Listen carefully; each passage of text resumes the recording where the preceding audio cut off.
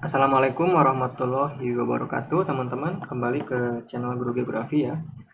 Kali ini kita akan belajar mengenai materi kelas 11 tentang konsep poros maritim.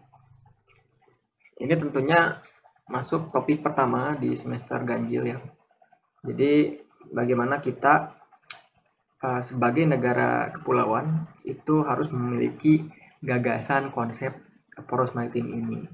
Apa sih maksudnya dari gagasan poros maritim ini ya? Kita akan coba cek, tapi sebelumnya kita lihat dulu ya apa materi yang akan kita pelajari.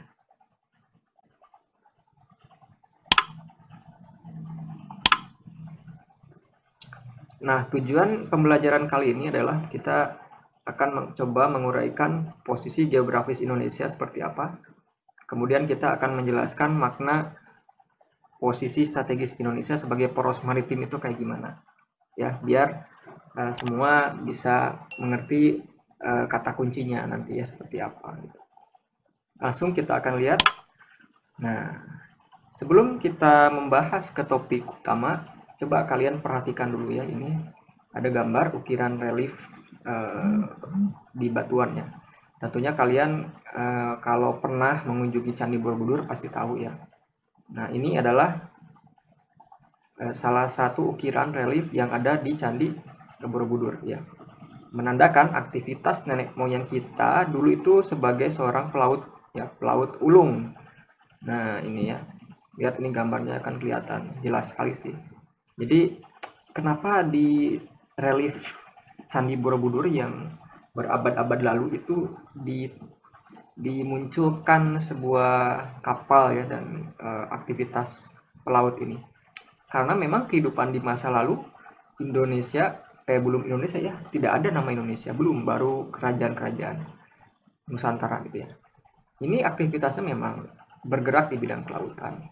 Nah, dampaknya saat ini kita sebagai bangsa maritim ya harus mencoba kembali melihat kejayaan tersebut sehingga kita sekarang juga harus jaya maritimnya. Ya, jadi kurang lebih seperti itu. Nah, apa saja yang harus kita pahami, kita ketahui mengenai konsep poros maritim ini, kita lihat. Oke, kita lihat ini peta pelayaran ekonomi abad pertengahan. Ya, kalian bisa lihat ini abad 1500 sampai 1600 ya, abad pertengahan ini. Lihat ini pola pelayaran bangsa Eropa pasti ada yang melewati Asia ya, khususnya Indonesia. Ini produk-produknya ada silver, perak, silk, porselen, nih sutra, slave itu budak-budak ya, budak-budak hasil penjajahan. Sugar ini gula, kemudian cheap manufacture, gad barang murah manufaktur. Lihat posisi Indonesia ini sejak zaman dulu sudah dilalui oleh kapal-kapal pelayaran Eropa. Artinya apa?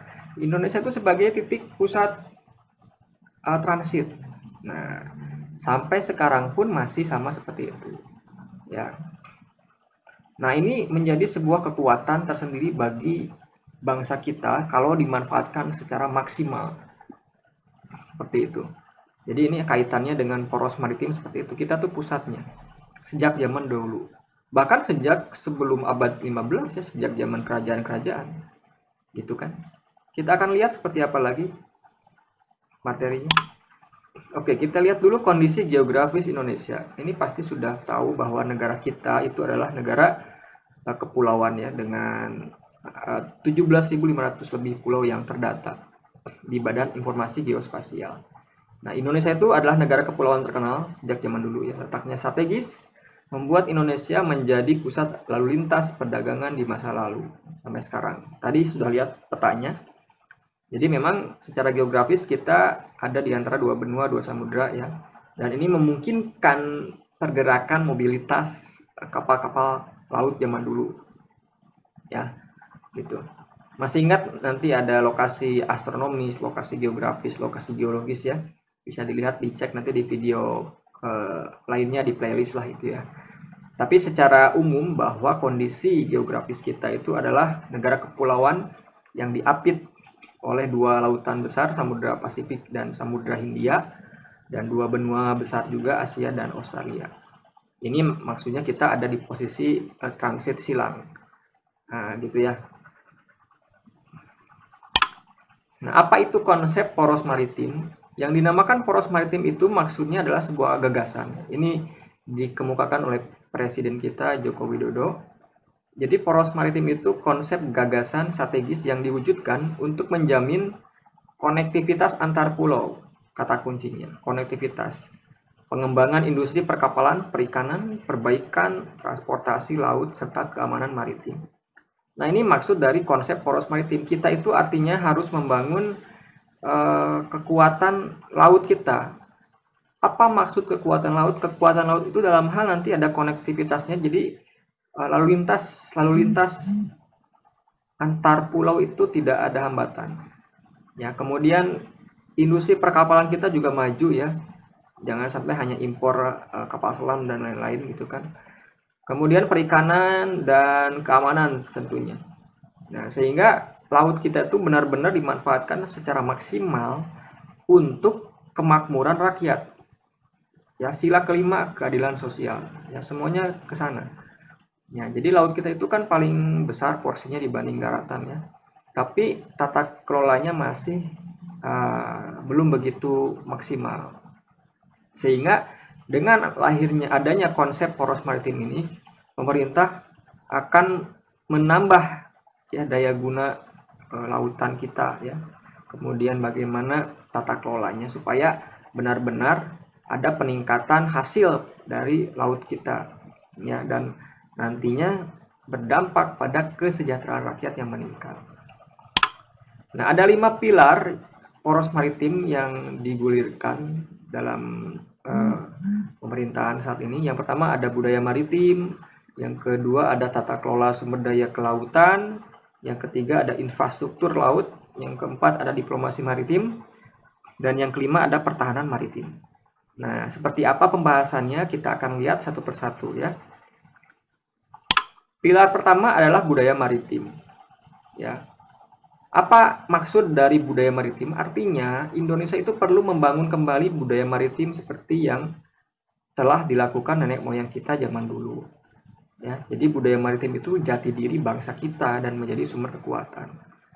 Bisa dilihat di dalam gambar, ini adalah suku Bajau ya di Sulawesi. Nah, ini contoh suku-suku yang berprinsip pada nilai-nilai maritim, karena mereka kan tinggalnya di pantai ya, mengapung juga di laut rumah-rumahnya.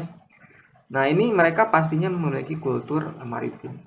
Ya, sama hanya juga penduduk yang ada di sekitar pesisir pantai gitu ya. Tinggalnya pasti mereka memiliki budaya maritim. Ya. Lalu apakah masyarakat yang di darat juga harus punya budaya maritim? Harus juga. Contohnya apa? Contohnya mereka harus banyak mengonsumsi hasil-hasil laut. Kita itu sudah masuk kategori kita berpartisipasi untuk mensukseskan budaya maritim ini. Ya, gitu. Jadi budaya maritim adalah budaya bangsa kita. Tercermin dalam salah satunya tadi yang relief di Borobudur tadi itu. Nah, jadi kita memang akarnya itu adalah budaya maritim. Ya, seperti itu.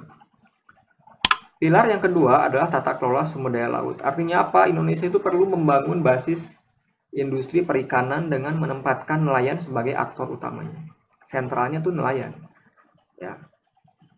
Maka kedaulatan laut adalah tujuan utama dari visi budaya maritim. Ya. Nelayan kita itu kan garda terdepan dalam maritim kita ya. Nangkap laut, yang mencari sumber daya ikan itu kan nelayan. Ya.